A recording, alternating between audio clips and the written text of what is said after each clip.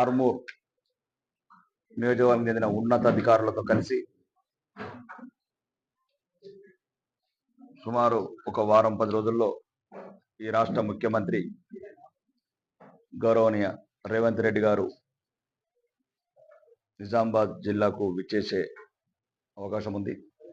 దాన్ని బట్టి ఆర్మూర్లో ఏమేమి అవసరాలు ఉన్నాయి, ఇంతకుముందే గౌరవనీయ ముఖ్యమంత్రి గారికి అన్ని విజ్ఞాపనలు ఇవ్వడం జరిగింది.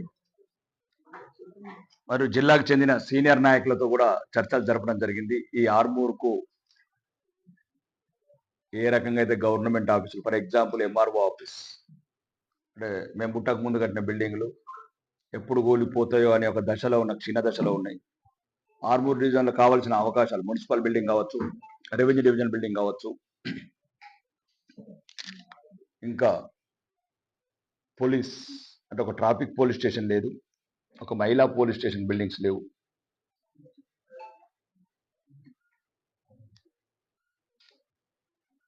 ఆర్మూర్లో ఇంకా ఏదైతే గవర్నమెంట్ ఆఫీసులకు, పంచాయతీరాజ్కి ఆఫీస్ లేదు. ఇవన్నీ ఏ రకంగా చేస్తే బాగుంటుంది, ఎక్కడెక్కడ కడితే బాగుంటుందని అధికారులతో కలిసి పర్యటించడం జరిగింది.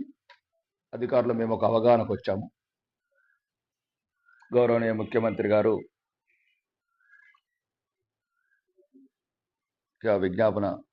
విజ్ఞప్తి ముఖ్యమంత్రి గారికి అందజేయడం జరుగుతుంది. ముఖ్యమంత్రి గారు కూడా సానుకూలంగా స్పందిస్తారని, ఆర్మూర్ పట్ల వరాలు కురిపిస్తారని, ఉత్తర తెలంగాణలో వెనుకబడ్డ నియోజకవర్గం, తుపాకీ చప్పుళ్ళు, ఇనుప బూట్ల చప్పుళ్లతో ఒకప్పుడు మారుమోగిన ఈ ఆర్మూర్ నియోజకవర్గం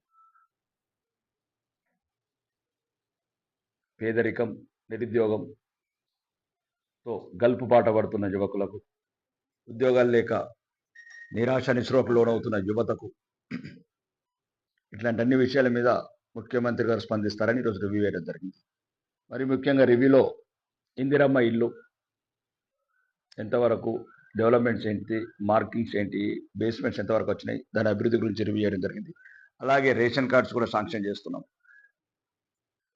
ఈ రేపు లేదా ఎల్లుండి రాష్ట్ర పంచాయతీరాజ్ శాఖ మంత్రి, జిల్లా ఇన్ఛార్జ్ మంత్రి సీతక్క గారు రావడానికి అవకాశం ఉంది. రేషన్ కార్డ్స్, కొన్ని ప్రభుత్వ స్కీములను కూడా మంత్రి గారి ద్వారా ప్రోగ్రాం ఉంటుంది, అందజేయడం జరుగుతుంది.